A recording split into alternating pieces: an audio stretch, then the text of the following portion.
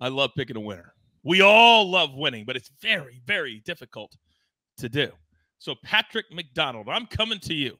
And as I look at my notes, I actually really like 2 of your 3 picks this week. That's unusual for me.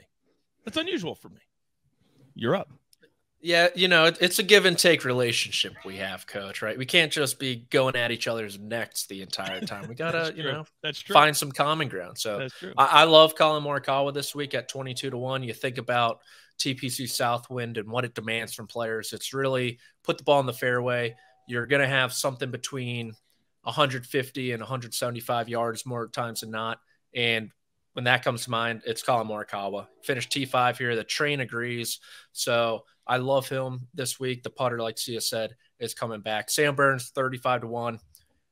It's just really, the metrics don't really back it up in my opinion, but he's a momentum player, kind of like we said last week about a Billy Horschel.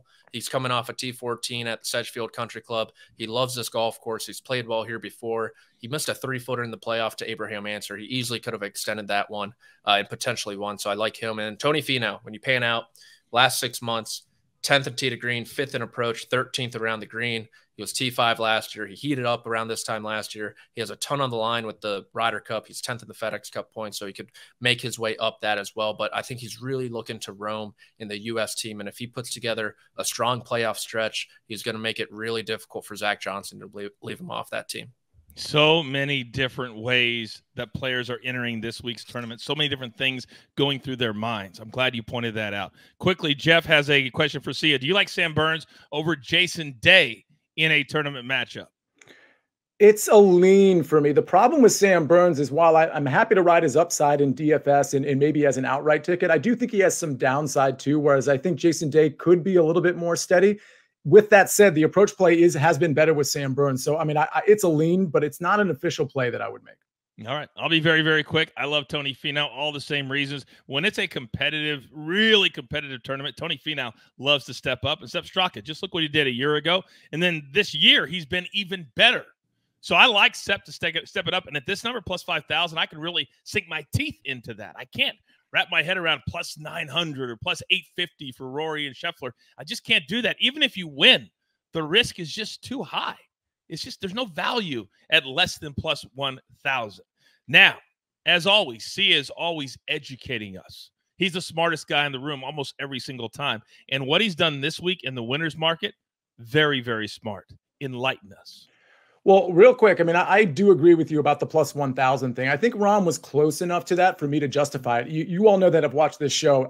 This might be the first time I back somebody at triple digits instead of the 4 or 5 digits that we're accustomed to seeing. But I do think John Rahm slipping to plus 900 versus what we see with Scotty and Rory, which is in that plus 650, plus 800, 850 margin. So I'm going to go ahead and take John Rahm. Listen, again, weighted approach, weighted tee to green, just the way he's been playing. He did have that miscut, I believe, at the Travelers, but Open Championship looked good. I just think John Rahm is ready to kind of put himself back into the conversation officially with Rory and with Scotty Scheffler. So I like him at plus 900. Terrell Hatton, another guy we already talked about, really like the ball striking and his ability to get hot, specifically knowing he has 4 rounds. I think this could be a signature win moment. But honestly, of those 2,200 guys, it's Colin Morikawa that I like the best. And I'm glad we have relative agreement on him. He seems, even though he hasn't won in a while, he seems like a very, very good course fit.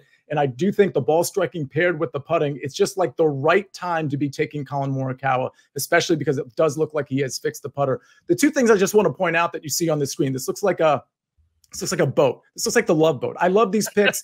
Looks like we're going to cruise to victory. And I just want to point out on DraftKings and maybe some other books, you actually have the option of choosing the winner without Rory and Scheffler. So again, this is not at every book, but the good news here is I already have Hatton and Morikawa's plays.